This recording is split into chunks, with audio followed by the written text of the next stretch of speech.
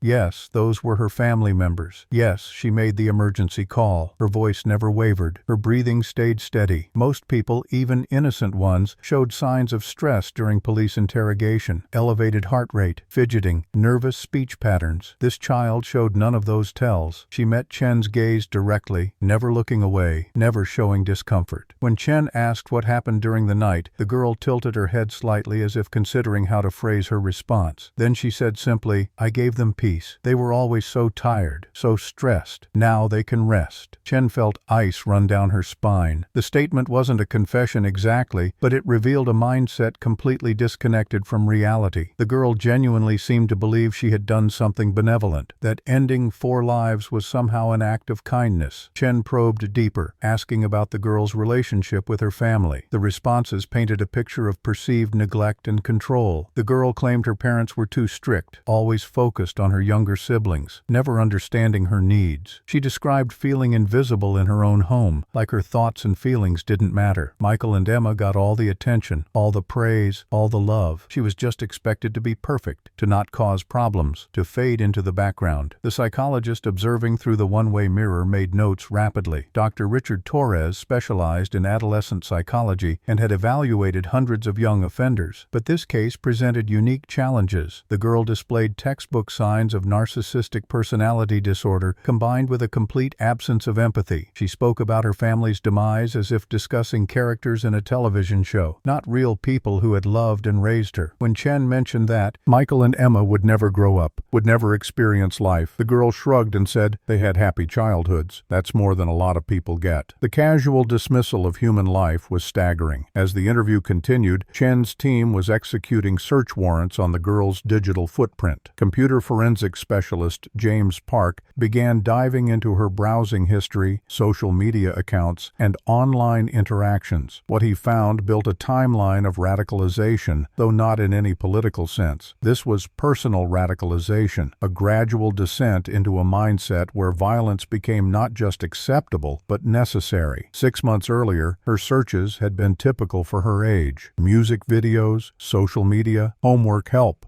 But gradually, the searches darkened. She started looking up information about forensics, how police investigate crimes, how to avoid leaving evidence. She researched poisons, weapons, methods of harm. Park flagged dozens of forums and chat rooms she'd participated in. Most were harmless teenage spaces for discussing shows and music, but several were darker communities where troubled individuals gathered to share violent fantasies and encourage each other's worst impulses. The girl had been active in these spaces under an anonymous username. She posted about wanting to start over and remove obstacles from her life. Other users, themselves likely troubled individuals, had cheered her on. They created an echo chamber where her dark thoughts were validated and amplified. She found community not among healthy peers, but among those who celebrated the very impulses most people work to suppress. One conversation thread, dated 2 weeks before the crime, showed her discussing her plan in coded language. She talked about making a big change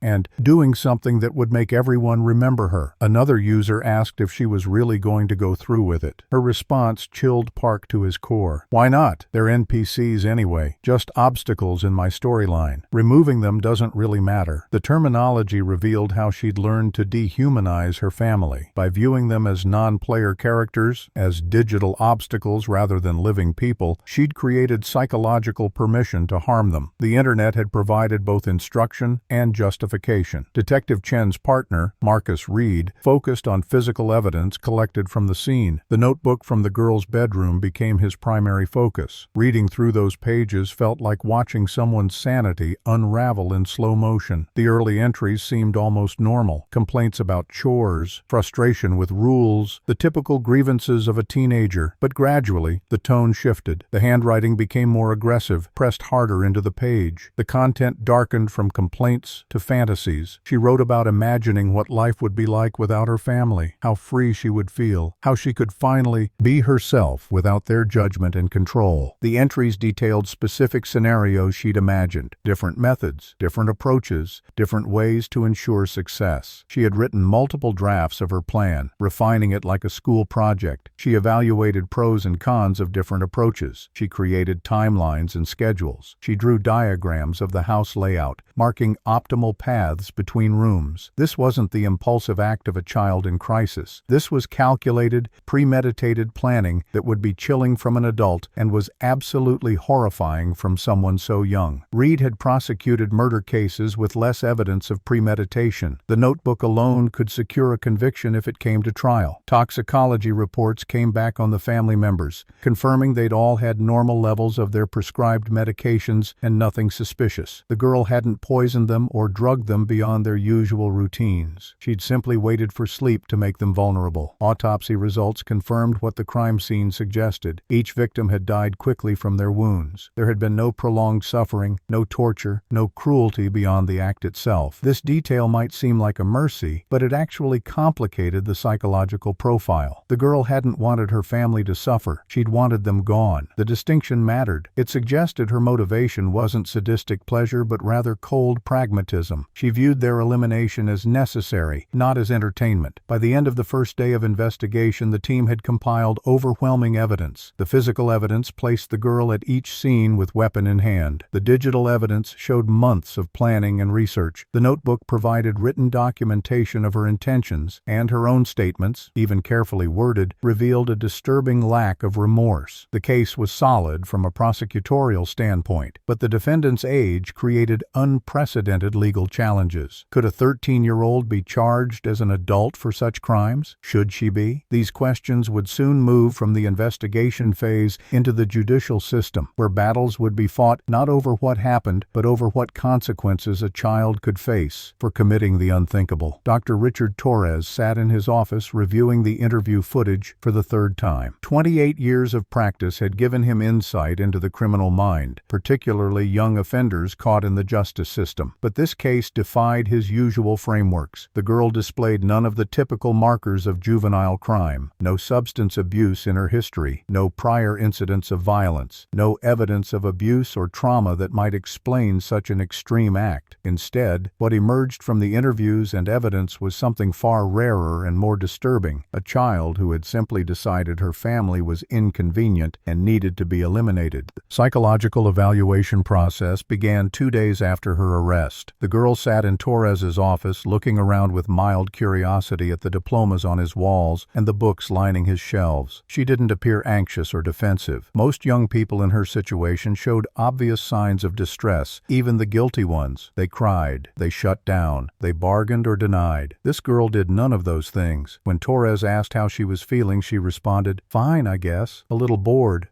While facing charges for eliminating her entire family. The disconnect was stunning. Torres employed various assessment tools designed to measure empathy, emotional regulation, and moral reasoning. The results painted a concerning picture. On empathy scales, she scored in the bottom 5th percentile for her age group. When shown images of people experiencing pain or sadness, her brain patterns showed no emotional response. She could identify the emotions intellectually, labeling them correctly when asked, but she felt nothing. It was like asking someone to describe a color they'd never seen. She understood the concept but had no personal experience of the reality. Her moral reasoning was similarly underdeveloped. She evaluated actions based solely on their benefit to herself, showing no consideration for how those actions affected others. One particular assessment stood out. Torres presented her with hypothetical scenarios designed to measure ethical thinking. In one scenario, she was asked to imagine finding a wallet full of money. Would she return it or keep it? She answered immediately, keep it. The owner should have been more careful. In another scenario, she was asked about seeing someone being bullied. Would she intervene or walk away? Walk away. Not her problem. These responses alone weren't damning. Plenty of people admit to selfish impulses in hypothetical situations, but when Torres asked her to explain her reasoning, she showed no awareness that other choices even existed. It never occurred to her to consider the other person's perspective. They were simply abstractions, obstacles or opportunities in her own narrative. The defense team brought in their own expert, Dr. Michelle Lawson, hoping for a diagnosis that might explain the girl's actions. Lawson spent hours with her patient, running different tests and assessments. She explored possible trauma, even subtle forms that might have escaped notice. She looked for signs of psychosis or detachment from reality. She searched for any mental health condition that might account for such extreme behavior, but the girl remained frustratingly opaque. She wasn't hallucinating. She wasn't delusional. She understood right from wrong in an academic sense. She knew society considered her actions unacceptable. She simply didn't care. Lawson's report, while more sympathetic in tone than Torres's, reached similar conclusions. The girl displayed characteristics consistent with severe conduct disorder, the adolescent precursor to antisocial personality disorder. She showed a pattern of violating the rights of others without remorse. She demonstrated superficial charm and manipulation skills. She viewed other people as tools to be used or obstacles to be removed. The prognosis was grim. Most young people with conduct disorder showed some capacity for rehabilitation, especially with early intervention. But in cases this extreme, where violent action had already occurred, the likelihood of successful treatment dropped dramatically. Some minds simply developed differently, lacking the neural architecture for empathy and moral reasoning that most humans build naturally. What troubled both psychologists most was the girl's intelligence. She scored in the superior range on cognitive assessments. She had no learning disabilities or intellectual impairments. She understood complex concepts easily. She could plan multiple steps ahead. She could manipulate conversations to her advantage. All of these abilities, which in most contexts would be positive traits, had been turned toward destruction. She'd used her intelligence to plan the perfect crime, to research methods, to wait for optimal conditions. If she'd possessed the same intelligence but with typical empathy, she might have been a straight-A student heading for great things. Instead, her gifts had manifested as tools for violence. During one session, Torres attempted to explore her understanding of death. Many children her age still held somewhat abstract concepts of mortality.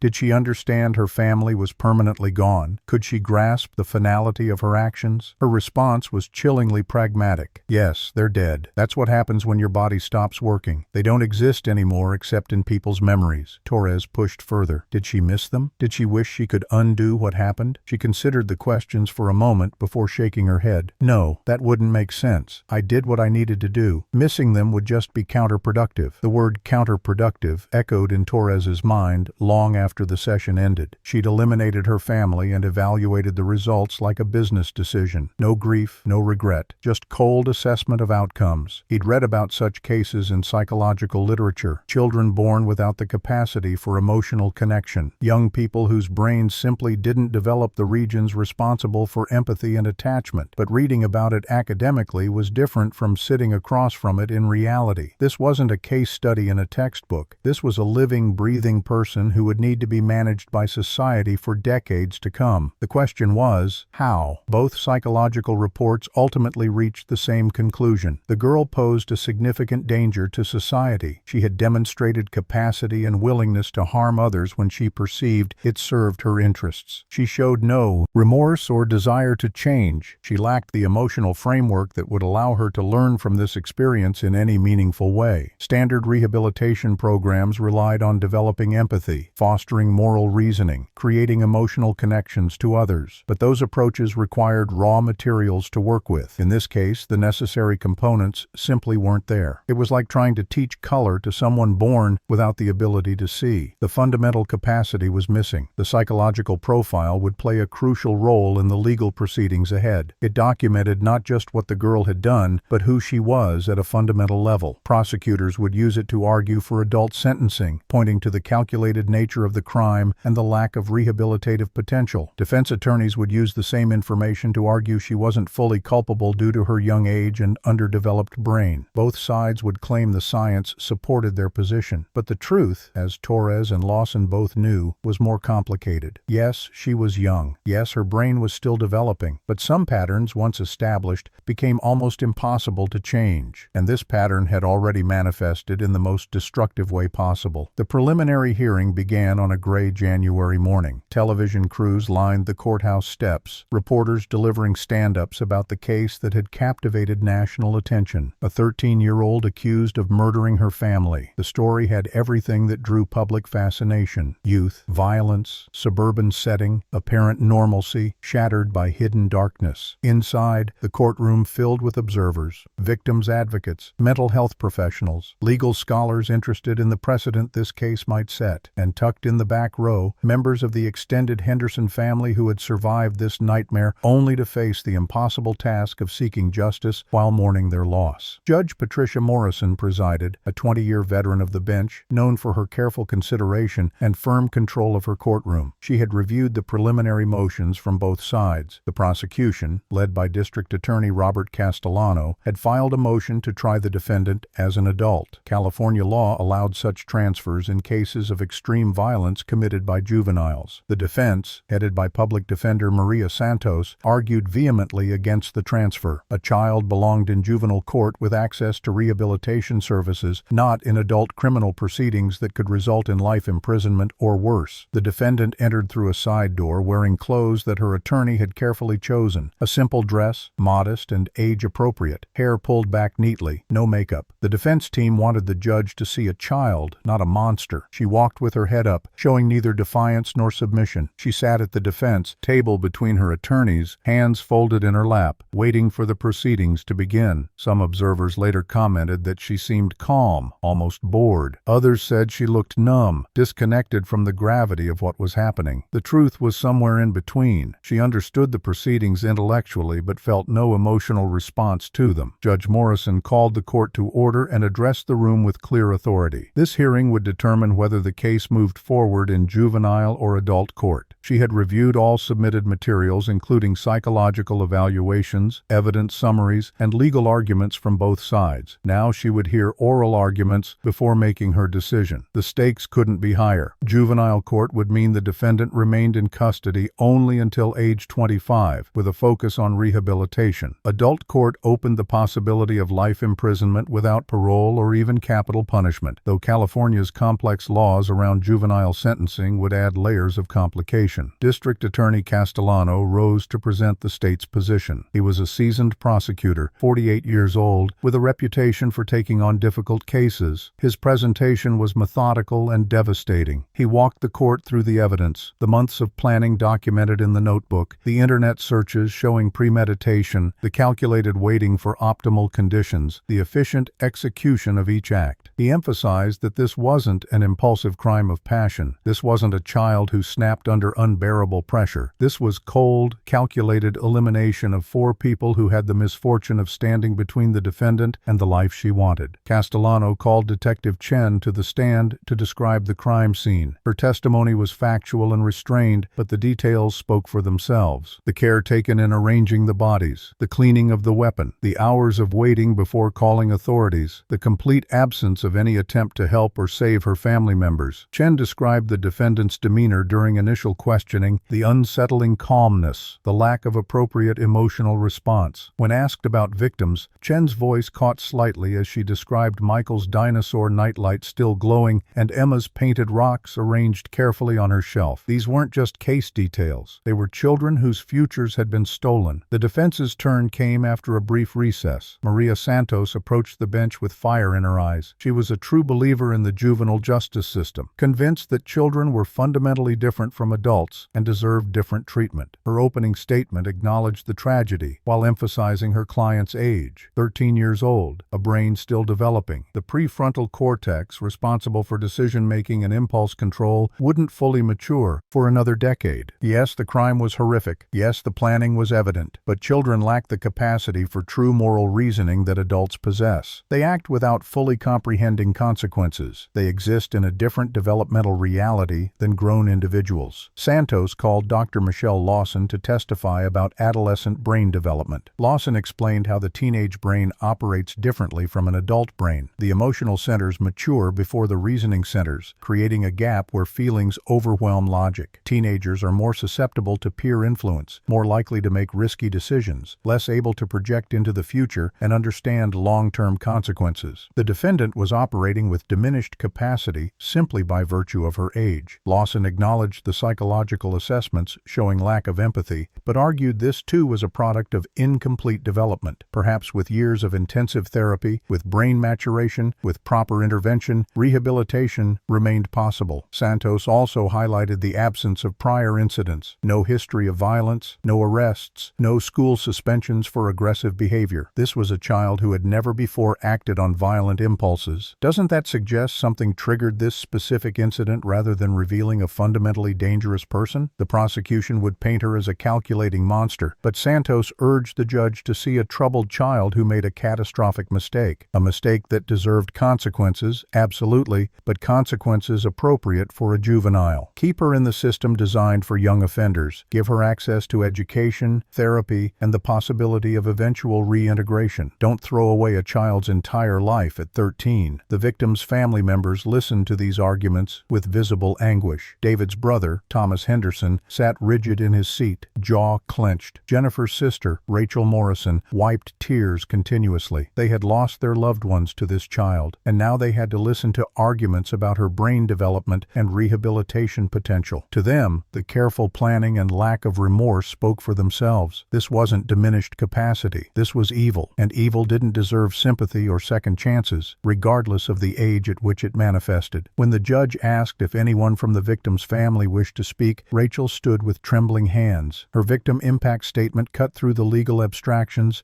and reminded everyone of the human cost. She spoke about Jennifer's dedication to her students, how she stayed after school to help struggling kids, how she saw potential in everyone. She spoke about David's gentle humor, his terrible dad jokes, his unwavering support for his children's dreams. She described Michael's fascination with dinosaurs, how he could name every species and time period, how he wanted to dig up fossils someday. She talked about Emma's artwork, her boundless energy, her ability to find joy in everything. And then she looked directly at the defendant and asked a question that echoed through the silent courtroom. How could you? They loved you. They would have done anything for you, and you gave them death while they slept. The defendant met her aunt's gaze without flinching. No tears formed in her eyes. No visible emotion crossed her face. This lack of response spoke louder than any words. Santos quickly interjected, reminding the court that victim impact statements, while important, shouldn't override legal considerations about proper jurisdiction, but the damage was done. Everyone in that room had seen the defendant's blank expression in response to her aunt's grief. Judge Morrison had seen it too. She sat back in her chair, studying the young girl at the defense table, trying to reconcile the child's appearance with the monstrous actions, trying to determine if age should override evidence of calculated evil. The hearing concluded with closing arguments from both sides. Castellano emphasized precedent and public safety. If this defendant wasn't appropriate for adult court, then no juvenile ever would be. The planning, the execution, the lack of remorse all pointed to someone who would remain dangerous regardless of age. Santos countered with statistics about juvenile brain development and successful rehabilitation in similar cases, though she struggled to find truly similar cases. Nothing quite matched this level of premeditation from someone so young. Judge Morrison thanked both counsels and announced she would issue her decision within 1 week. The courtroom cleared slowly, observers filing out in somber silence. Outside, reporters descended on anyone willing to comment. Thomas Henderson paused on the courthouse steps, grief and anger warring in his expression. He told the cameras that his family wanted justice, real justice, not excuses about brain development and rehabilitation. 4 people were gone forever. 4 lives ended by someone who planned their deaths for months. That person shouldn't get leniency because she happened to be young when she decided to become a killer. Rachel stood beside him, adding that forgiveness wasn't possible when the person who harmed you showed no remorse. How could you forgive someone who didn't even acknowledge they'd done something wrong? The defense team declined to comment, hurrying to their car while cameras flashed. Inside the vehicle, Santos sat in exhausted silence. She believed in her work, believed children deserved different treatment in the justice system, but this case tested those beliefs in ways she hadn't anticipated. She'd represented juveniles accused of serious crimes before, gang violence, drug-related incidents, even other cases of family harm, but those kids showed something human in their eyes. Regret, fear, confusion. This girl showed nothing. Santos wondered privately if some children really were beyond rehabilitation, if some damage couldn't be undone, but she pushed those thoughts away. Her job was to defend, not to judge. judge. Judge Morrison spent the next week reviewing case law and precedent. California's juvenile justice system was designed with rehabilitation in mind, based on the principle that children were different from adults. But the legislature had also recognized that some crimes were so severe, some juveniles so dangerous, that public safety required adult court proceedings. The judge studied cases from across the country. Kids who had committed terrible acts. Some had been successfully rehabilitated. Others had re-offended. She read psychological literature about adolescent development and moral reasoning. She consulted with colleagues who had faced similar decisions, and ultimately, she made the choice that the evidence seemed to demand, regardless of her personal feelings about sentencing children as adults. The trial began 3 months later in adult criminal court. The transfer decision had been controversial, generating editorials and protests from juvenile justice advocates, but Judge Morrison's ruling had been thorough and carefully reasoned, making it difficult to challenge on appeal. Now the case would proceed to determine guilt or innocence, though given the evidence, the outcome seemed predetermined. The real battle would be over sentencing if conviction occurred. Would the state seek the ultimate punishment? Could they even apply it to someone so young? These questions hung over the proceedings as jury selection began. Castellano's prosecution team had spent those 3 months building an ironclad case. They organized evidence into a narrative that would walk jurors through the entire sequence of events. The planning phase, the execution phase, the aftermath, each section supported by multiple forms of evidence that corroborated and reinforced each other. In opening statements, Castellano stood before the jury and laid out what they would see and hear over the coming weeks. Physical evidence from the crime scene, digital evidence from computers and phones, psychological evidence from expert evaluations, and the defendant's own words, preserved in her notebook and in recorded interviews. The first week of trial focused on establishing what happened. Medical examiners testified about the victim's injuries and causes of death. Crime scene investigators presented photographs and diagrams showing the layout of the house and the position of each victim. The jury saw images that would haunt them for years, not gratuitously graphic, but real enough to understand the violence inflicted on 4 sleeping people. Forensic analysts explained blood evidence, DNA matches, and fingerprint analysis. Every technical detail pointed to the same conclusion. The defendant had moved through her home in the early morning hours and methodically ended 4 lives. The knife itself sat sealed in an evidence bag on the prosecution's table. During testimony, it was removed and displayed for the jury. Some jurors looked away. Others stared, trying to reconcile that ordinary kitchen implement with its extraordinary use. A forensic expert explained how cleaning had removed visible blood, but microscopic traces remained. Those traces matched all 4 victims. The defendant's fingerprints were the only ones found on the handle. Defense attorneys tried to suggest contamination or mishandling of evidence, but the chain of custody was impeccable. That knife had been wielded by the defendant and used to end her family. The physical evidence left no room for alternative theories. Week 2 brought digital evidence into focus. Computer forensics specialist James Park took the stand with dozens of printed screenshots and browser history reports. He walked the jury through the defendant's online activity over the 6 months preceding the crime. The searches progressed from general curiosity about forensics to specific questions about avoiding detection, how to clean blood, how long DNA evidence lasts, whether security cameras keep footage. She had researched methods used in famous cases, learning from both successful and failed attempts. She'd visited forums where people discussed hypothetical crimes, absorbing information about investigative techniques. Park presented her social media activity, showing how her posts became darker over time. Early posts showed typical teenage content, complaints about homework, photos with friends, comments on popular shows, but gradually, the posts shifted. She started sharing violent imagery and nihilistic quotes. She posted cryptic messages about making big changes and removing obstacles. Some followers responded with concern, asking if she was okay. Others, likely troubled themselves, encouraged her with comments like, "Do what you need to do," and "Don't let anyone hold you back." Park explained how these online interactions had created an echo chamber that normalized her violent thoughts. She found validation in digital spaces that should have raised red flags for intervention. The notebook entries came next. Castellano had the original admitted into evidence, then displayed enlarged excerpts on screens throughout the courtroom. Jurors read the defendant's own words describing her family as obstacles and burdens. They saw her detailed planning notes, complete with timelines and contingency scenarios. They read her final entry, written the night before the crime, expressing excitement about the freedom she would soon experience. The handwriting analysis confirmed the notebook belonged to the defendant. No one had coerced her to write these things. These were her genuine thoughts, preserved in ink, proving premeditation beyond any reasonable doubt. Week 3 focused on psychology. Dr. Richard Torres testified for the prosecution, explaining his evaluation findings. He described the defendant's lack of empathy, her inability to understand why her actions were wrong beyond legal consequences, her view of other people as objects rather than individuals. He acknowledged that adolescent brains weren't fully developed, but noted that most teenagers possessed basic empathy and moral reasoning. The defendant's deficits went far beyond normal adolescent immaturity. She represented a rare case where developmental issues combined with personality pathology to create someone genuinely dangerous regardless of age. The defense countered with Dr. Lawson, who emphasized brain development research. She brought in colorful brain scans showing how the teenage prefrontal cortex looked different from an adult's. She cited studies about adolescent impulsivity and poor decision-making. She argued that while the defendant showed concerning traits, these might improve with maturation and intensive treatment. After all, personality isn't fixed in childhood. The brain remains plastic, capable of change, especially with proper intervention. Lawson painted a picture of hope, suggesting that writing off a 13-year-old as permanently damaged was premature and cruel. But cross-examination undermined some of this optimism. Castellano asked Lawson about success rates for rehabilitating juveniles who committed premeditated family violence. She admitted the rates were low. He asked whether she'd ever encountered a case with this level of planning and lack of remorse in someone so young. She acknowledged this case was unusual. He asked if she could guarantee the defendant wouldn't harm others if given opportunity. She couldn't. The testimony that was meant to provide hope for rehabilitation instead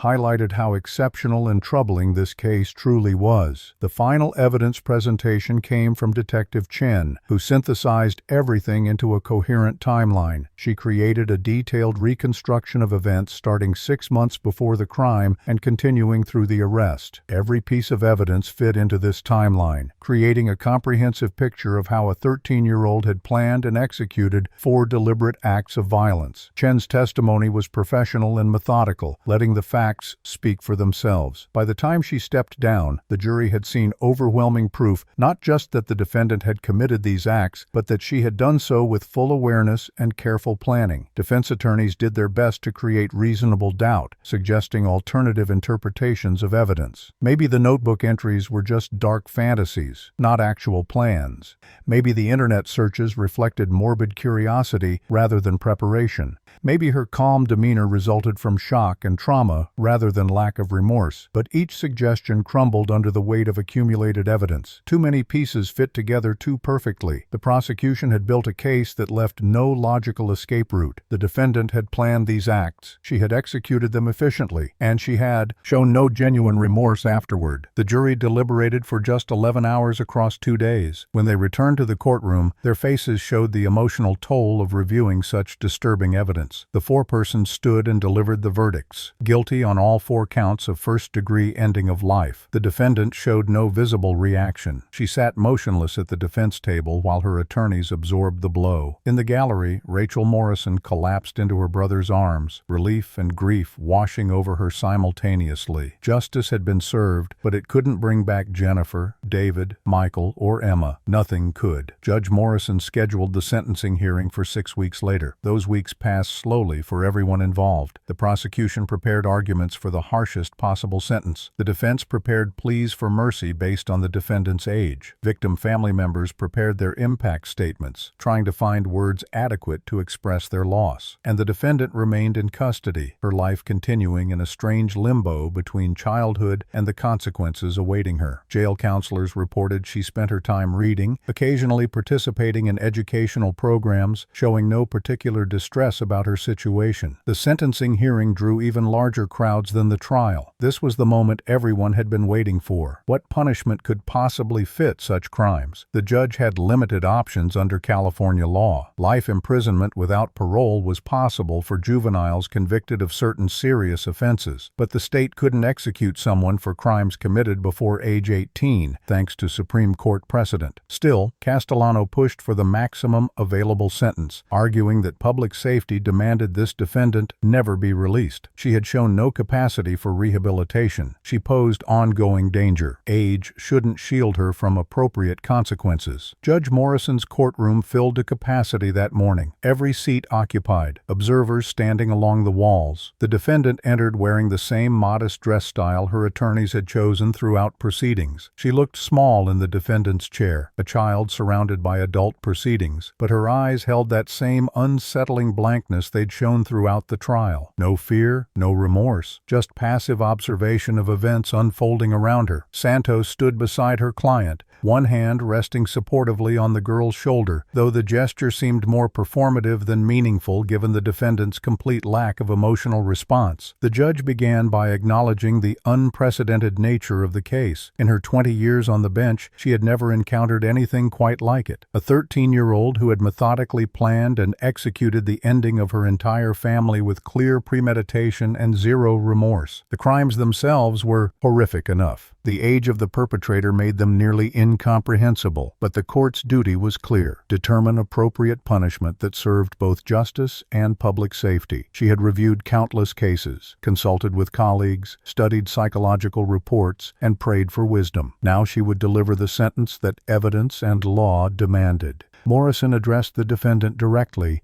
asking if she had anything to say before sentencing.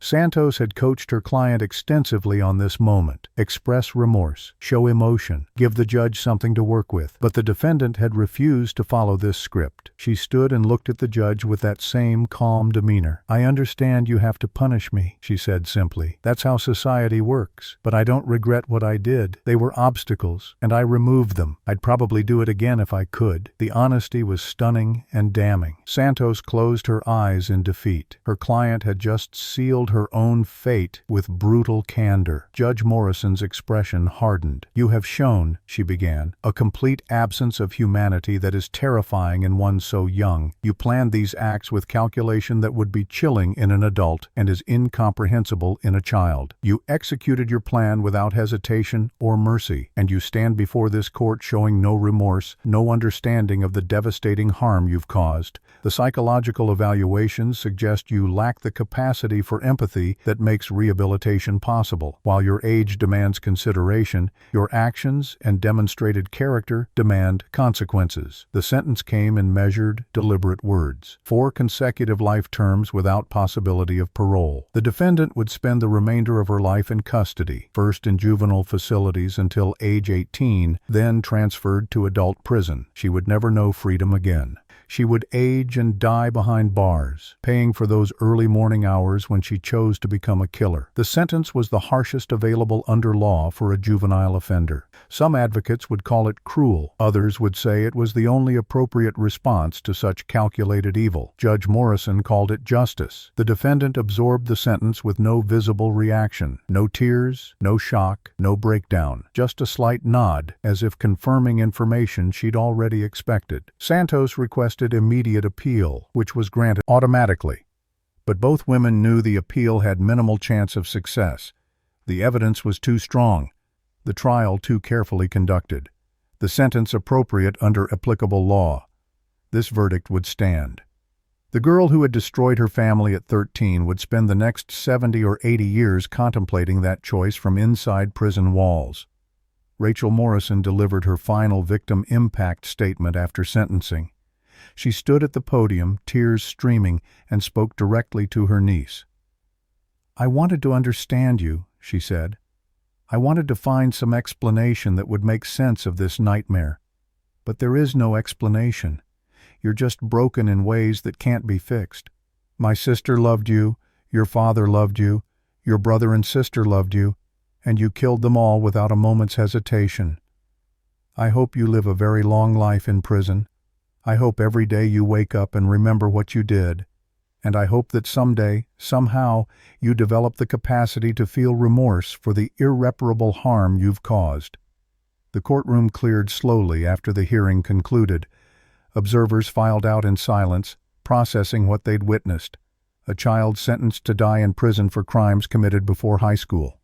It felt wrong on some visceral level, regardless of the evidence justifying it.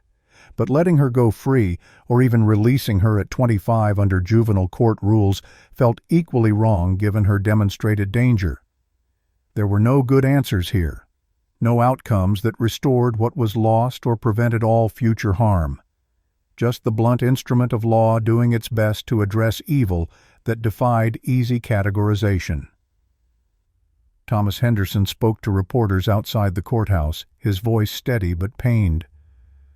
"Justice was served today," he said, "but it doesn't bring them back. Nothing can. My brother will never see another sunrise. His wife will never teach another child. Michael and Emma will never grow up. Those losses are permanent. The sentence is permanent too, and that feels appropriate. Evil acts deserve evil consequences, regardless of who commits them." He paused, collecting himself. "I don't take pleasure in a child going to prison for life. But she's not really a child, is she? She stopped being a child when she planned those murders. She became something else, something that has to be separated from society." In the weeks following the sentencing, investigators and journalists continued piecing together the defendant's life before that November morning. What created a child capable of such calculated violence? The question haunted everyone who touched the case. Her elementary school records showed a bright student who performed well academically but struggled with social connections. Teachers noted she seemed uncomfortable in group activities, preferring solo work. She followed rules meticulously but showed little enthusiasm or joy in learning. One second-grade teacher wrote in her evaluation, "Excellent. Work quality but concerning emotional flatness. Rarely smiles. Doesn't seem to connect with peers." Middle school brought new challenges. The defendant entered 6th grade at Riverside Middle School, a sprawling campus serving 1,200 students. The transition from small elementary classrooms to departmentalized instruction proved difficult for many kids, but most adjusted within a semester. The defendant never really adjusted. She moved through her days efficiently, completing assignments, attending classes, but remaining fundamentally separate from the social fabric of the school. She ate lunch alone. She didn't join clubs or sports. She existed at the margins, neither bullied nor befriended, just ignored. Her 6th-grade English teacher, Mrs. Patricia Walsh, remembered an incident that now seemed ominous. The class was studying creative writing, and students were asked to compose short stories. Most kids wrote about adventures, friendships, or fantasy worlds. The defendant submitted a story about a girl who discovered she had the power to make people disappear. The girl in the story used this power to eliminate everyone who annoyed or restricted her, ending with the protagonist alone, but free. Walsh had flagged the story as concerning and met with the school counselor, but the defendant explained it was just fiction, inspired by superhero movies. The adults accepted this explanation, filed a note in her record, and moved on. No one recognized it as a window into her actual thoughts. 7th grade, the year before the crime, showed escalation in troubling behaviors. Her science teacher noticed she seemed particularly interested in units about biology and death. She asked detailed questions about how bodies decomposed, how long various biological processes took, what happened to consciousness when the brain stopped functioning. Again, teachers noted the unusual interest, but didn't escalate concerns. Science education covered these topics. Curiosity about death was natural for adolescents processing their own mortality. Only in hindsight did these questions seem like research for future actions. Classmates, interviewed after the arrest, struggled to remember much about her. "She was just there," one boy said. "We had classes together for 3 years and I don't think we ever really talked." A girl who had been assigned as her lab partner remembered feeling uncomfortable during their interactions. She would stare at me sometimes with this weird intensity, like she was studying me instead of the experiment. I asked the teacher to change partners because it creeped me out. These recollections painted a picture of someone fundamentally disconnected from normal social development, moving through adolescence without forming the bonds that typically define those years. Her online life revealed more. Digital forensics teams had recovered years of browsing history and social media activity. In 6th grade, her internet use was typical: kids, games, music videos, homework research. But in 7th grade, her searches darkened dramatically. She started visiting forums dedicated to true crime, spending hours reading about famous cases. She watched documentaries about killers and investigations. She took particular interest in cases where perpetrators avoided detection for long periods, studying their methods with academic focus. She bookmarked articles about forensic techniques and police investigation procedures. Her social media presence became increasingly dark during this period. She stopped posting typical teenage content about school or friends. Instead, she shared quotes about power, control, and freedom. She posted images with nihilistic themes. Her few followers were mostly strangers from the true crime forums, people who shared her morbid interests. She engaged in conversations about hypothetical crimes, discussing scenarios with troubling specificity. One exchange, dated 8 months before she harmed her family, showed her asking, if someone hypothetically wanted to eliminate obstacles in their life, what would be the most efficient method? Several users responded with advice, treating it as a thought experiment rather than genuine planning. Her relationship with her parents deteriorated during 7th grade, though not in ways that seemed alarming at the time.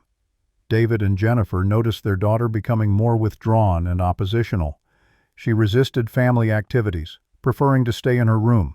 She argued about rules and restrictions. She seemed resentful of attention given to her younger siblings. But these behaviors fell within the normal range of teenage rebellion.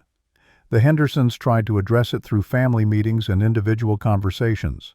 They offered therapy, which she attended twice before refusing to continue. They adjusted their parenting approach, giving her more independence and privacy. None of it helped, because the problem wasn't parenting style. The problem was something much deeper. Michael and Emma's perspective, recovered through interviews with their friends and teachers, showed they'd noticed changes in their sister too.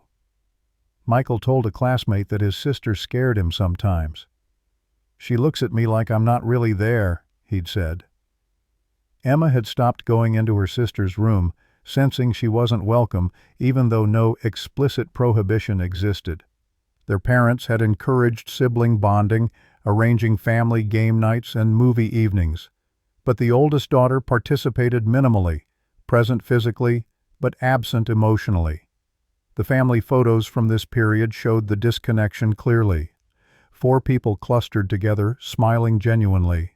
1 person standing apart, smile not reaching her eyes. The extended family had limited contact with the Hendersons during this period. David's brother Thomas lived 3 states away. Jennifer's sister Rachel saw them mainly during holidays. Neither uncle nor aunt spent significant time with the oldest child. When they did interact, she seemed polite but distant. Rachel later recalled thinking her niece was just shy or introverted. Thomas remembered her as quiet and self-contained. Neither saw warning signs because they didn't have enough exposure to notice patterns. The nuclear family bore the burden of her deteriorating mental state largely alone, trying to navigate adolescent challenges without realizing they were dealing with something far more serious. School counselors had flagged some concerns, but not enough to trigger intensive intervention. The defendant's grades remained solid. She had no disciplinary incidents. She didn't show signs of substance abuse or self-harm. Her emotional flatness and social isolation were noted, but didn't rise to the level requiring mandatory reporting or forced evaluation. The school system, like her family, was operating within normal parameters for adolescent development. They couldn't have known that beneath the surface, a dangerous mindset was crystallizing. That normal teenage resentment was hardening into something lethal. That their student was planning violence that would shock the entire community. After the trial concluded, law enforcement agencies conducted comprehensive reviews of the case, looking for lessons that might prevent similar tragedies. The FBI's Behavioral Analysis Unit took particular interest, requesting full case files to study. Supervisory Special Agent Catherine Moore headed the review team. She had spent 15 years studying juvenile offenders and developing risk assessment protocols.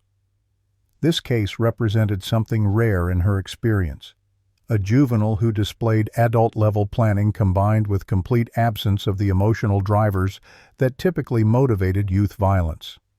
Most young killers acted from rage, fear, or psychotic breaks.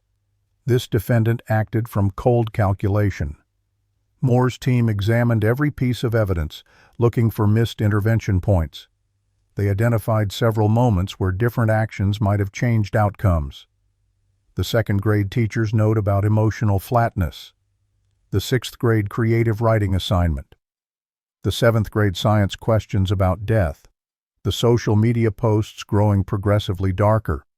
Each represented a potential intervention opportunity, but none rose to the level that would have triggered mandatory action under existing protocols. The system was designed to catch kids who were actively threatening or clearly deteriorating.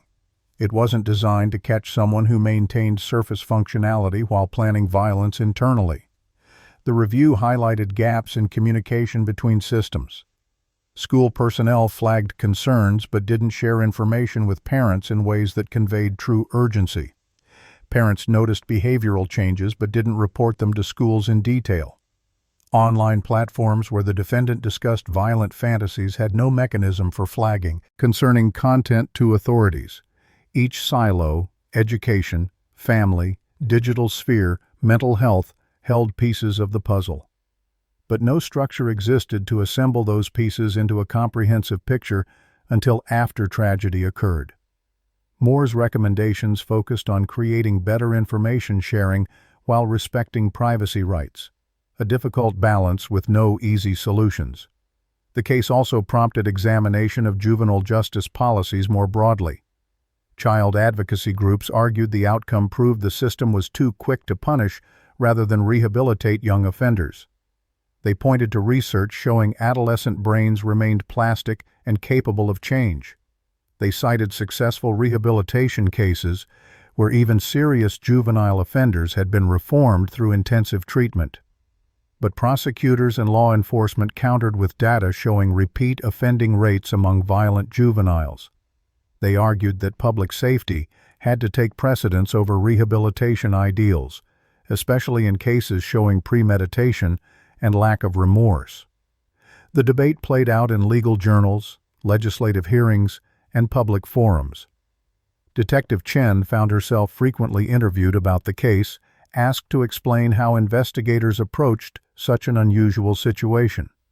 She emphasized the importance of treating evidence objectively regardless of a suspect's age.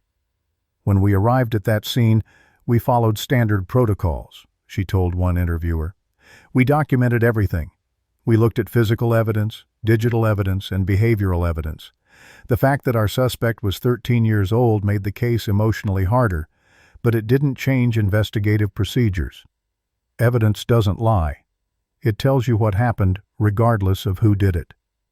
Her pragmatic approach won praise from law enforcement circles, but criticism from child welfare advocates who felt it demonstrated systemic bias against young offenders. The forensic psychology community engaged in intense debate about the case. Some experts argued the defendant represented a rare but real phenomenon. Children born without empathy capacity who develop into dangerous individuals regardless of environmental factors. Others insisted environment must have played a role, pointing to gaps in the family history that might hide undiscovered trauma or dysfunction. Dr. Torres published a case study in a peer-reviewed journal using anonymous details to discuss diagnostic and risk assessment challenges. His conclusion was sobering. Some individuals display characteristics so concerning that early intervention becomes critical, but identifying them before violence occurs remains exceptionally difficult. International media covered the case extensively, with outlets comparing it to similar incidents in other countries. Japan's Sasebo slashing case involving an 11-year-old girl. The UK's James Bulger case involving 10-year-old boys. Norway's child murder cases that prompted extensive juvenile justice reforms. Each country had grappled with the question of how to handle young people who committed heinous acts. Approaches varied dramatically. Some nations prohibited life sentences for juveniles under any circumstances. Others allowed adult prosecution and sentencing from remarkably young ages. The global conversation revealed no consensus on best practices, just different cultural values weighing rehabilitation versus punishment. Criminologists studied the defendant's planning methodology, finding it remarkably sophisticated for someone her age. She had avoided common mistakes that typically trip up young offenders. She didn't brag to peers. She didn't document her plans on easily accessible platforms. She researched forensics to understand what evidence might be left behind. She waited for optimal conditions rather than acting impulsively. Her only significant error was keeping the physical notebook, which she had planned to destroy afterward, but never got the chance. One researcher noted that if she'd successfully disposed of that evidence, the case might have been significantly more difficult to prosecute despite the physical evidence linking her to the scene. The case generated numerous academic papers and presentations at criminology conferences. Researchers debated whether the defendant's characteristics could be identified earlier through improved screening. They discussed the ethics of labeling children as potential threats based on personality assessments. They explored the limits of rehabilitation for severe personality disorders emerging in childhood. Some advocated for more aggressive early intervention, including involuntary treatment for children showing concerning traits. Others warned against pathologizing normal adolescent behavior and creating systems that could be misused to punish nonconformity. The professional community remained deeply divided on lessons to draw from this tragedy. For the investigators who worked the case directly, the academic debates felt distant from the reality they'd experienced. They had walked through that house. They had seen 4 people whose lives ended violently while they slept. They had interviewed a child who showed no remorse for devastating acts. Theory and policy discussions were important, but the human cost remained front and center for those who'd been closest to the investigation. Officer Matthews, who'd been first on scene, eventually left law enforcement entirely. He told colleagues he couldn't stop seeing those bedrooms, couldn't stop thinking about Michael and Emma tucked carefully into their beds by the person who'd just harmed them. Some experiences left marks that no amount of professional counseling could fully erase. Rachel Morrison struggled to rebuild her life in the aftermath. She had lost her sister, her brother-in-law, and her beloved niece and nephew in one horrific night. But almost worse was losing the version of her oldest niece she'd thought she knew. Rachel had held that baby 13 years earlier, had watched her grow, had imagined her future. Never in her darkest nightmares had she conceived that this child would become the instrument of her family's destruction. The betrayal cut deeper than simple grief. It poisoned memories, making Rachel question every interaction she'd ever had with her niece. Had there always been something wrong? Had she missed signs? Could she have prevented this? Thomas Henderson faced similar torment. His brother David had been his best friend, his closest confidant since childhood. They'd shared everything, dreams, fears, stupid jokes that no one else found funny. Thomas had been best man at David's wedding. He'd been in the hospital when each child was born. He'd been part of every major life milestone. And now David was gone, along with Jennifer and the kids, destroyed by someone David had loved unconditionally. Thomas replayed every family gathering, every phone conversation, searching for the moment when things went wrong. When had his niece become capable of this? What had they all missed? The extended family faced an impossible situation regarding their surviving niece. Legally, she was still a minor despite being tried as an adult. She had no parents to make decisions for her. The court appointed guardians to manage her legal affairs, but the emotional question remained: did the family have any obligation to this child? Rachel and Thomas consulted therapists, clergy, and lawyers, trying to determine the right path. Some advised maintaining some contact, arguing that abandonment would only further damage an already broken child. Others said they owed her nothing, that their loyalty belonged to the victims she'd created. Neither option felt right. Rachel attempted one jail visit 4 months after sentencing. She needed to look her niece in the eye and try once more to understand. The visit took place in a stark room divided by reinforced glass. The defendant was brought in wearing juvenile detention clothing, looking small and young despite everything she'd done. Rachel picked up the phone connecting them and struggled to find words. "Why?" she finally asked. "Just tell me why." The girl on the other side looked at her aunt with those flat eyes and said simply, "Because I wanted to." No elaborate justification, no claims of abuse or mistreatment, just cold acknowledgement of selfish desire. Rachel left after 5 minutes, knowing she would never attempt contact again. Thomas chose differently. He wrote letters to his niece, though she rarely responded. His letters weren't kind or forgiving. They detailed the pain she'd caused, the lives she'd destroyed, the futures she'd stolen.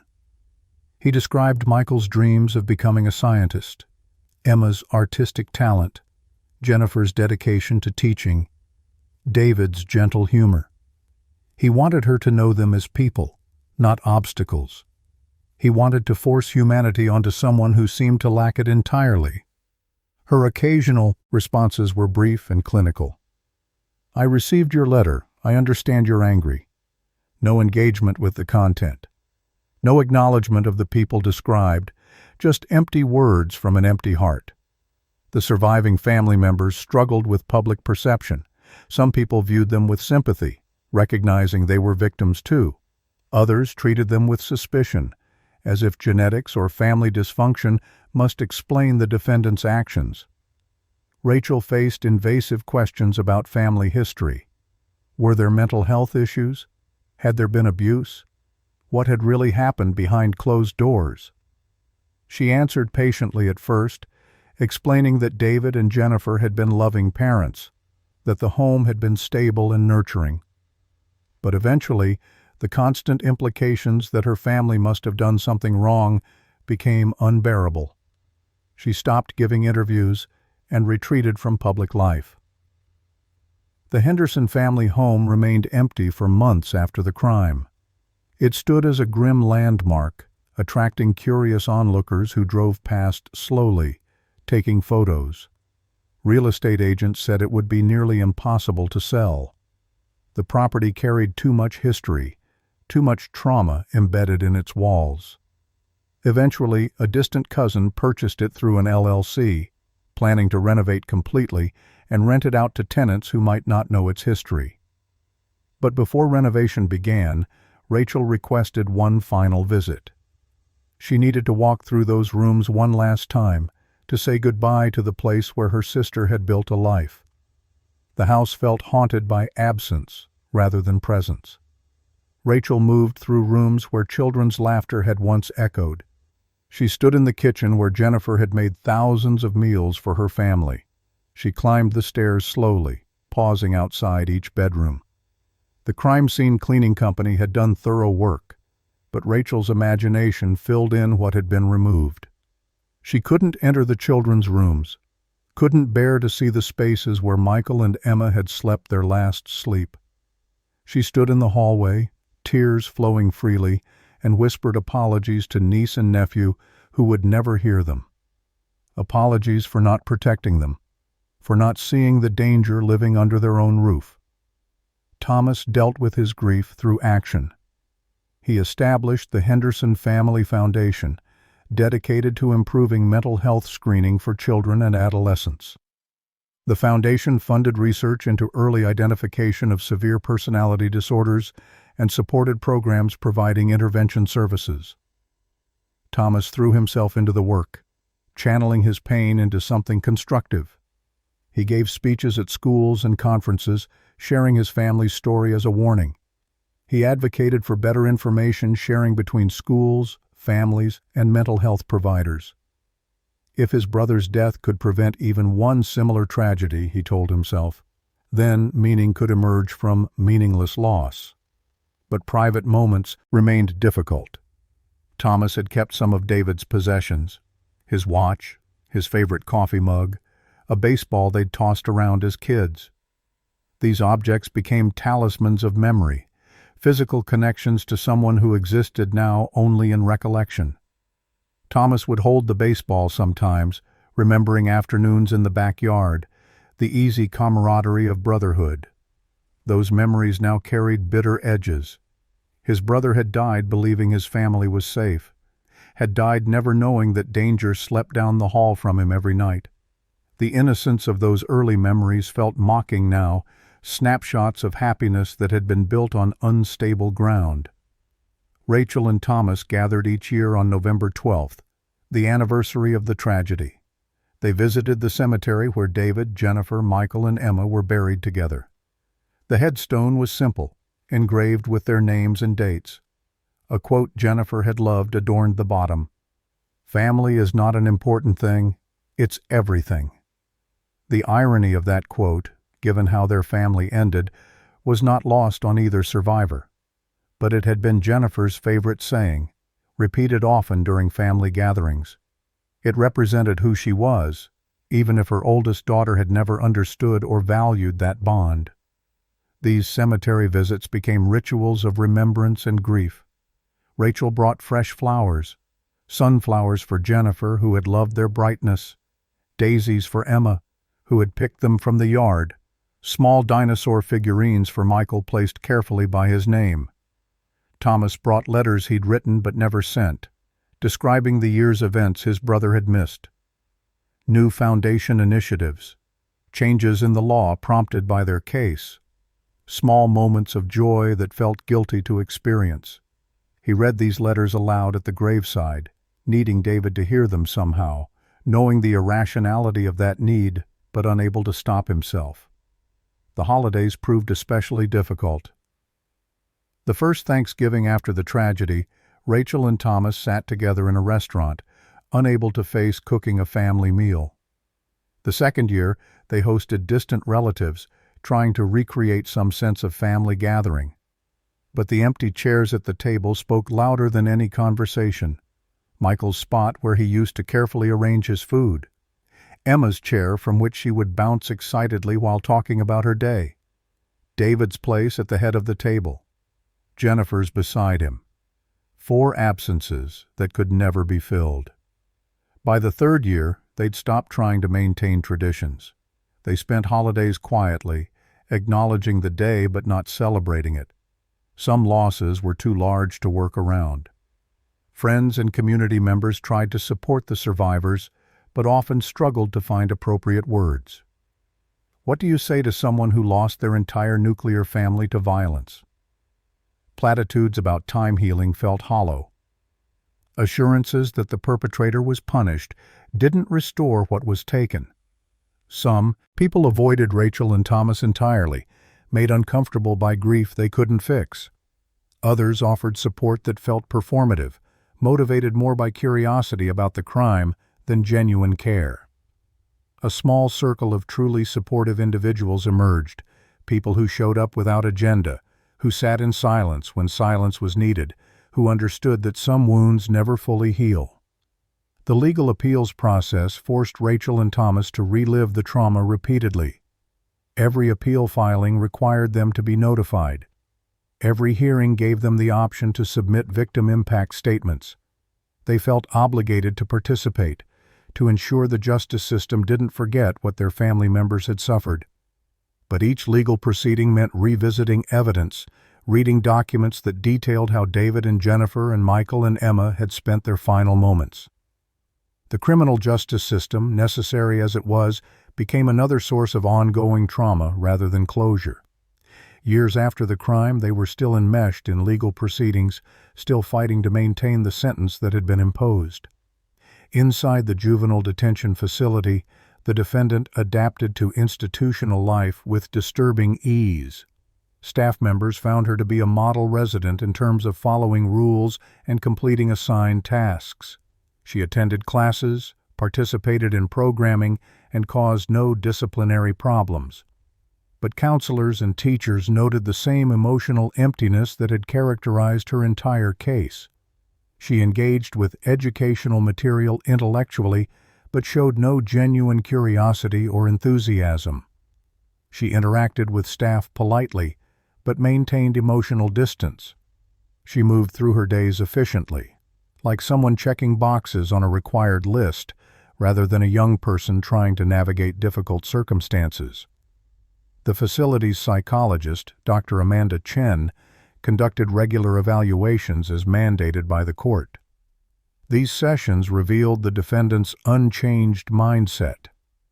2 years into her sentence, Dr. Chen asked what she thought about when remembering that November night. The response was chilling in its casualness. "I think about what I could have done better. I should have disposed of the notebook. I waited too long to call authorities. Small mistakes that made the investigation easier than it needed to be." No remorse, no grief, just clinical analysis of tactical errors. Dr. Chen noted in her report that the defendant continued to view the crime as a problem-solving exercise rather than a moral catastrophe. Other incarcerated youth found the defendant unsettling. Most kids in juvenile detention were there for crimes of passion, poor decisions made in moments of emotional turmoil, or offenses driven by survival in difficult circumstances. They carried guilt, fear, or defiance. The defendant carried nothing visible. She didn't share her story unless directly asked. When other girls complained about missing their families, she remained silent. When discussions turned to plans for release and reunion with loved ones, she showed no engagement. One resident told a counselor, "She's like a robot or something. There's nobody actually in there behind her eyes." Educational programming provided structure to the defendant's days. She excelled academically, as she always had, completing coursework efficiently and scoring well on assessments. Her teachers found her to be intelligent and capable, but noted the same flatness others observed. When studying literature, she could analyze character motivations and story themes, but showed no emotional connection to the material. When learning history, she memorized facts without apparent interest in human stories behind events. She approached all subjects with the same detached competence, as if education were merely something to endure rather than embrace. The facility attempted various therapeutic interventions despite Dr. Chen's pessimistic prognosis. Group therapy sessions focused on empathy development and moral reasoning. The defendant attended as required but participated minimally. When asked to imagine how victims of violence might feel, she provided textbook answers that demonstrated intellectual understanding but no emotional resonance. "They would probably feel sad and scared," she'd say, describing emotions like a scientist discussing abstract concepts. Therapists tried role-playing exercises, creative expression, and cognitive behavioral techniques. Nothing penetrated the wall of emptiness. As her 18th birthday approached, plans were made for her transfer to adult prison. This transition was mandated by her sentence, but created logistical challenges. She would move from a facility focused on rehabilitation to one focused on security and punishment. She would lose access to educational programming designed for juveniles. She would be housed with adult offenders, some of whom had committed crimes even more serious than hers. The transfer date loomed as a marker of her permanent separation from any possibility of normal life. After 18, she would never again exist outside institutional walls. Prison officials preparing for her arrival reviewed her case file with deep concern. Housing a young woman who had harmed her entire family created security challenges. Other inmates might target her, either viewing child killers as acceptable victims or simply seeking to build reputation through violence. Protective custody would be necessary, at least initially, meaning isolation from the general population. But long-term isolation carried its own risks, particularly for someone so young. The correction system, designed primarily for adult offenders, struggled to manage juveniles sentenced as adults. The defendant fell into a gray area between two systems, fully belonging to neither. Media interest in the case persisted even years after sentencing. Journalists requested interviews, hoping to gain insight into the defendant's mindset. She declined all requests through her attorney, showing no interest in sharing her perspective or gaining public sympathy. True crime documentaries covered the case, interviewing investigators, family members, and experts. But without the defendant's participation, these programs could only speculate about her internal world. Some portrayed her as a born psychopath, innately incapable of empathy. Others suggested undiagnosed mental illness or hidden trauma. The truth remained elusive because the defendant herself offered no explanations beyond her simple statement, "I wanted to." On her 18th birthday, the transfer occurred as scheduled. She left the juvenile facility with a small bag of personal possessions, the sum total of her belongings after 5 years of incarceration. She showed no emotion during the transport, gazing out the window at a world she would never again inhabit freely. The adult prison that received her was a maximum security facility housing California's most serious female offenders. She would spend years here before potentially being moved to a different institution. But regardless of where she was housed, the outcome remained the same. 4 walls, controlled movement, life measured in routines and regulations. This was her future, stretching forward for decades with no possibility of change. Her cell was sparse: a bed, a desk, a sink, and toilet. Prison regulations allowed minimal personalization. She could have photos on her wall if anyone sent them, but no family members maintained contact. She could purchase approved items from the commissary, but she had no outside support providing funds. She could receive mail, but no letters arrived. The isolation she'd always maintained, that separation from human connection, became literal and complete. She existed in a box within a box, cut off from society and from any meaningful relationship. For someone who had always seemed emotionally detached, perhaps this existence wasn't much different from her internal state. But for everyone watching from outside, the image of a young person locked away for life remained deeply troubling, regardless of the justification. Years after the sentencing, Judge Patricia Morrison reflected on the case in an interview for a legal journal. She had handled thousands of cases during her career, but this one stayed with her in ways others didn't. "You hope," she said, "that you'll never face a case that challenges your fundamental beliefs about justice and childhood. But hope doesn't determine reality. That case forced me to confront whether age should override evidence of calculated evil. I still believe children deserve different treatment in the justice system. But I also believe some acts are so terrible, some perpetrators so dangerous, that public safety must take precedence. Finding that balance was the hardest decision of my career." Morrison discussed the night before she delivered the sentence. She'd barely slept, reviewing the evidence one final time. The notebook entries showing months of planning. The psychological evaluations documenting absence of empathy. The victim impact statements from devastated family members. The defendant's own words showing no remorse. Every piece of evidence pointed toward maximum punishment. But the defendant's face haunted her. A child's face attached to a monster's actions. Could anyone really be irredeemable at 13? Morrison had prayed for wisdom, knowing her decision would affect multiple lives and potentially set precedent for future cases. The judge described the moment of delivering the sentence as surreal.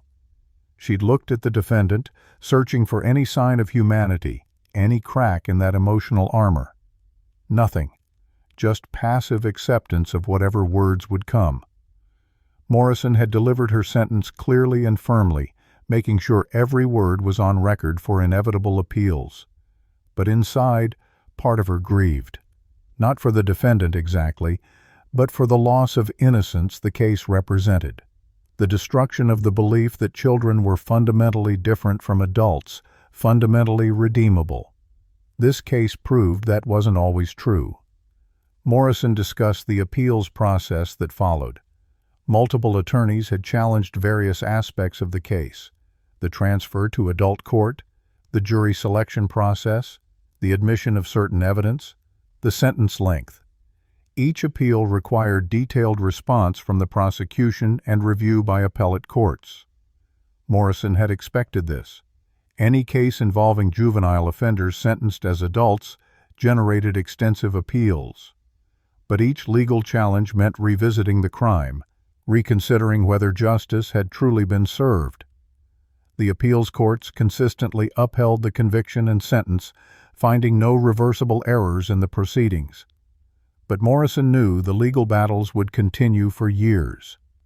The judge acknowledged criticism she'd received from juvenile justice advocates. They argued that life without parole for a 13-year-old violated principles of proportionality and rehabilitation. They cited research about adolescent brain development and capacity for change. They pointed to international standards condemning such sentences for juveniles. Morrison understood these arguments. She'd considered them carefully before sentencing, but she'd also weighed them against the specific facts of this case. The premeditation, the lack of remorse, the expert opinions suggesting minimal rehabilitation potential. Context mattered. Individual circumstances mattered. This wasn't about policy in the abstract, but about one specific person who had done specific terrible things. Morrison reflected on whether different interventions earlier in the defendant's life might have prevented tragedy. This question haunted her. If the school had taken the creative writing assignment more seriously, if the family had insisted on ongoing therapy, if online platforms had flagged concerning behavior, would those 4 people still be alive? Morrison believed in systems change and better screening for troubled youth, but she also recognized the limits of intervention. Some people were wired differently from birth, lacking capacities that couldn't be taught or developed. Perhaps nothing could have prevented this outcome. Perhaps from birth the defendant had been on a path toward violence that no intervention would have diverted. The case influenced Morrison's approach to later cases involving young offenders. She became more attentive to psychological evaluations, more willing to consider expert testimony about rehabilitation potential, but she also became more realistic about the limits of the juvenile justice system. Some offenders, even young ones, posed too much danger to society. She developed a framework for evaluating such cases. Consider the planning involved, the violence employed, the remorse shown, and the expert opinions on rehabilitation. If all factors pointed toward ongoing danger, age alone couldn't override public safety concerns. This approach drew both praise and criticism, but Morrison defended it as pragmatic justice grounded in individual circumstances rather than ideological commitment to one approach. Morrison discussed the emotional toll of the case on everyone involved: the prosecutors who built the case, the defense attorneys who tried to save their client despite overwhelming evidence, the jurors who had to review horrific evidence and make life-altering decisions, the court staff who managed the proceedings. Everyone carried pieces of this tragedy with them. Morrison herself found her faith tested, her belief in human goodness challenged. How could a child become a killer? What did it say about humanity that such things were possible? She'd eventually found peace through accepting that some questions have no satisfying answers. Evil existed. It sometimes manifested in young people. All society could do was respond appropriately when it appeared. The judge concluded her interview with thoughts about the defendant's future. She would spend decades in prison, aging from teenager to middle age to elderly within institutional walls. Would she ever develop capacity for remorse? Would maturation change her fundamental nature? Morrison hoped so, but doubted it. The psychological evidence suggested permanent deficits that time wouldn't heal. The defendant would likely remain emotionally empty, going through motions of existence without genuine feeling. In some ways, Morrison reflected, the defendant had sentenced herself to a kind of living death long before the court imposed its formal sentence.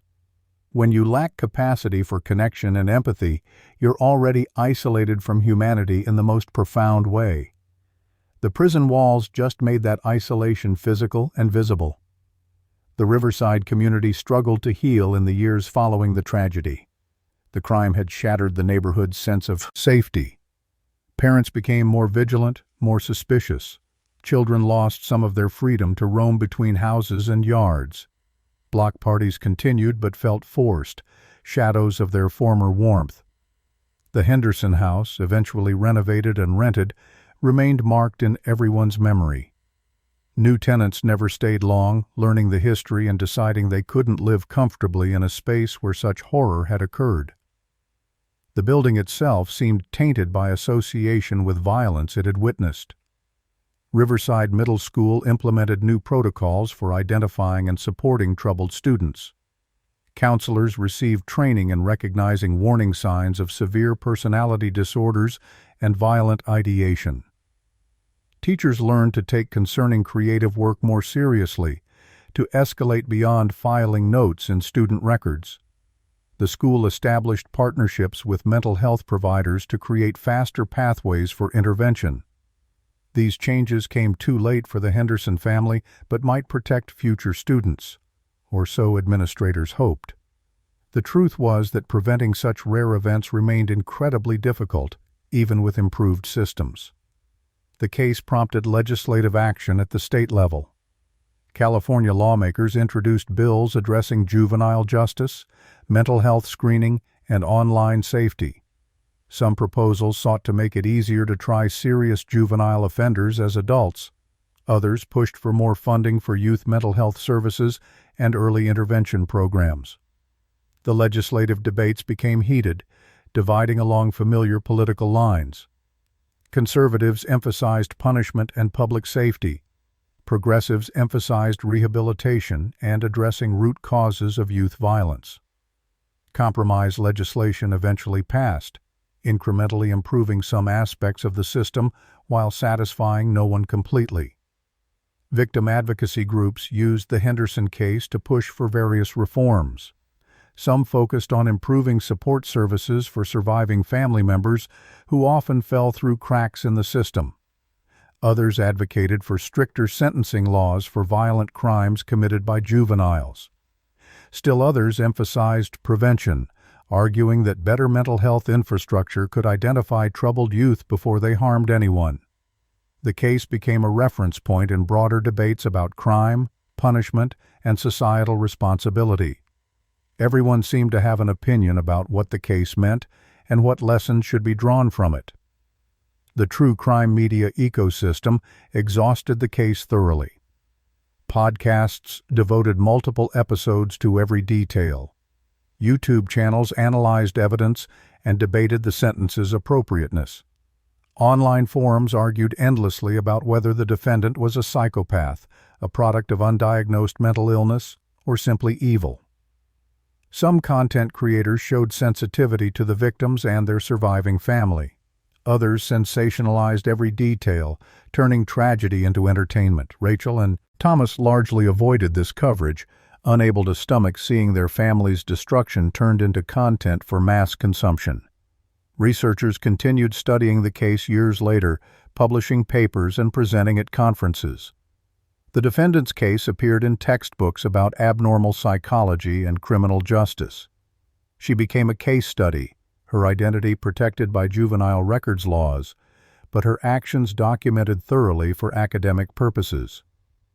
Future psychologists, social workers, and law enforcement officers would learn about her as an example of extreme youth violence and the challenges it presented for intervention and justice. Her crimes had destroyed her family and permanently altered her own life. Now they served as cautionary tales and teaching tools for professionals who might encounter similar situations. The online forums where the defendant had discussed her violent fantasies faced scrutiny and criticism. How had conversations about eliminating obstacles in one's life been allowed to continue without intervention? Platform moderators defended their policies, noting the volume of content they had to review and the difficulty of distinguishing genuine threats from dark humor or role-playing. They pointed out that the defendant had used coded language and never made explicit threats against identified individuals. Still, advocacy groups pushed for better content moderation, automated detection of concerning patterns, and protocols for reporting potential violence to authorities. The balance between free speech and public safety remained contentious and unresolved. The forensic community gained valuable insights from the case's evidence collection and analysis. The investigation had been textbook perfect, with meticulous documentation that withstood all appeals challenges. Training programs incorporated the case as an example of proper procedure in sensitive situations involving juvenile suspects. The investigative techniques, interview strategies, and evidence presentation became models for handling similar cases. At least in this regard, the tragedy contributed something positive. Future investigations might benefit from lessons learned, potentially helping bring justice in other cases. For the residents of Riverside County, life gradually returned to normal rhythms. Children grew up, families moved away. New residents moved in with no memory of the Henderson tragedy.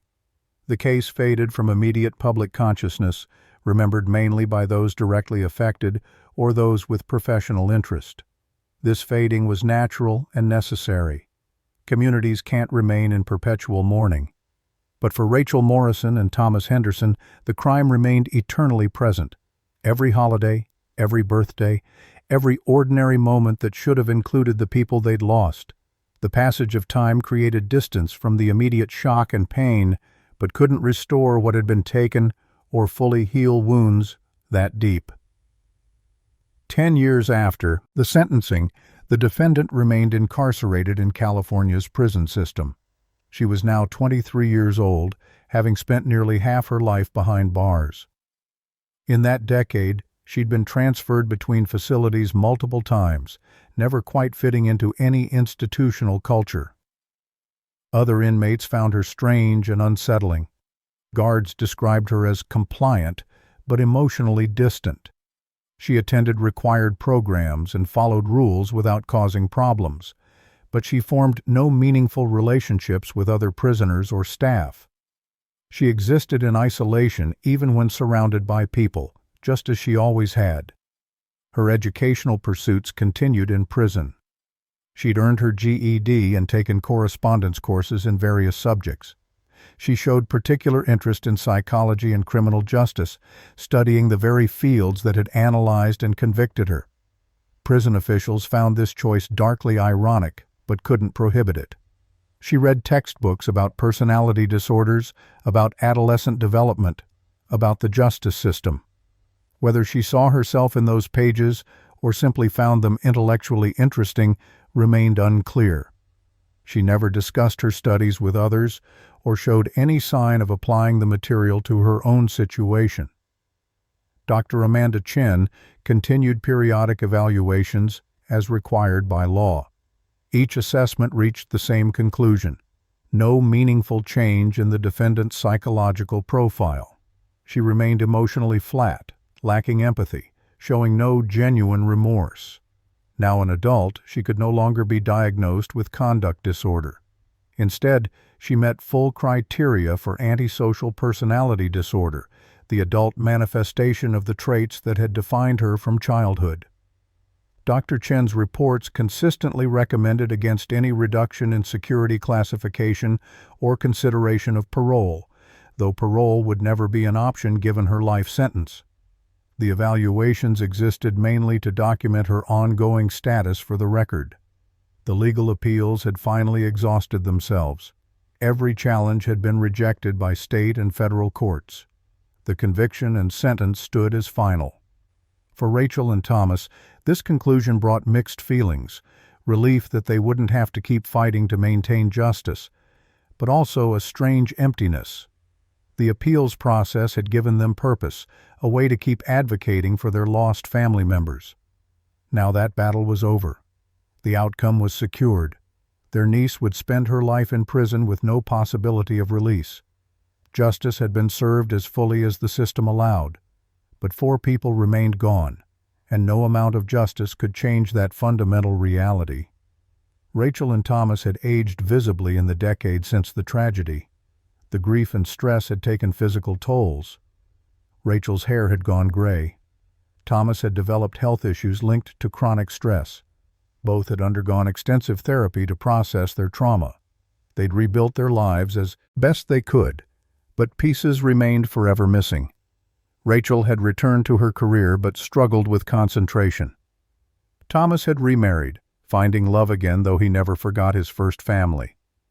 They maintained their annual cemetery visits, keeping vigil over 4 graves that represented innocence destroyed and love betrayed.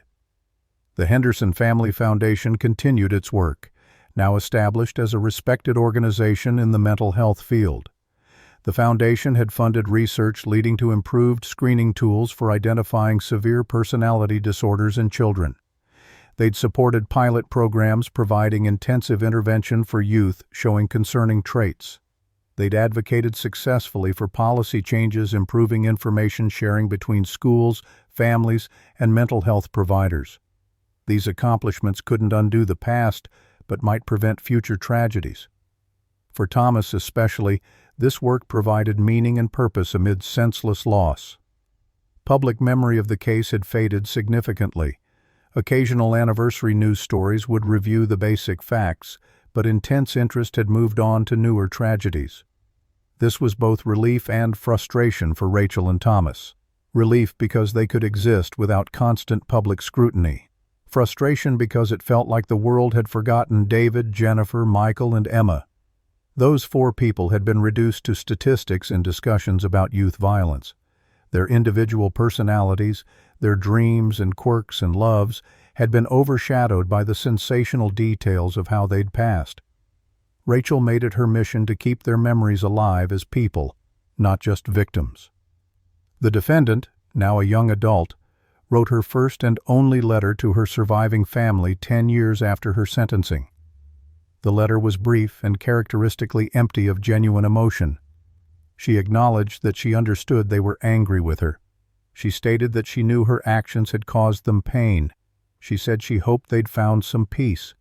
But nowhere in the letter did she express actual remorse or take true responsibility. It read like a form letter, checking boxes without conveying real feeling. Thomas burned it without responding. Rachel kept it in a drawer, a final piece of evidence that her niece remained fundamentally unchanged despite a decade of incarceration and maturation. Looking toward the future, the defendant faced 50 or 60 more years of imprisonment. She would age through her 20s, 30s, 40s, and beyond within prison walls. She would never attend college in a traditional sense, never hold a meaningful job, never form genuine relationships, never contribute to society in positive ways. Her potential, whatever it might have been, was locked away permanently. Some people viewed this as appropriate justice. Others saw it as tragic waste, a young life destroyed along with the 4 she'd taken. The philosophical debates continued about whether such sentences served justice or merely satisfied society's desire for vengeance. For Rachel and Thomas, the final act of justice wasn't about punishment or revenge. It was about ensuring their loved ones weren't forgotten. They'd published a memorial book featuring photos and stories about David, Jennifer, Michael, and Emma. They'd established scholarship funds in each person's name. They'd created lasting tributes that honored who these people had been rather than just how they'd passed. This work brought more satisfaction than the defendant's imprisonment ever could. Because ultimately, justice wasn't about the perpetrator.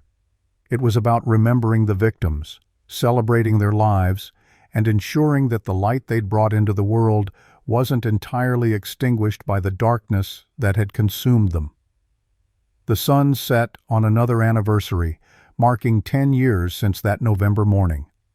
Rachel and Thomas stood at the cemetery as they did every year. They'd brought new flowers and small mementos. Rachel traced her sister's name on the headstone, whispering words of love and loss. Thomas stood with his hand on the stone, head bowed, remembering his brother. Neither spoke about the defendant. She'd taken enough from them. This moment belonged to the 4 people they'd loved and lost, to memories of backyard barbecues and family game nights, to Michael's dinosaurs and Emma's painted rocks, to Jennifer's dedication and David's humor. These were the things worth remembering. These were the lights that darkness couldn't fully extinguish. As they walked back to their car, Rachel turned for one last look at the graves. "They deserved better," she said softly. Thomas nodded. "They did, but we're making sure they're not forgotten. That has to count for something." Rachel squeezed his hand. It counted for something. It couldn't undo the past or heal all wounds, but remembering with love, advocating for change, honoring the dead through how you lived. These were the ways you transformed tragedy into meaning. These were the ways you ensured that justice meant more than just punishment. It meant keeping faith with those who'd been lost, carrying their memory forward, and working to prevent others from experiencing similar devastation. The case would remain in legal records and academic studies for decades to come. Future generations would analyze and debate it. But for those who'd lived through it, who'd lost people they loved, the case wasn't about legal precedent or psychological theory. It was about 4 irreplaceable people whose lives had mattered, who had loved and been loved, who had deserved to live full lives.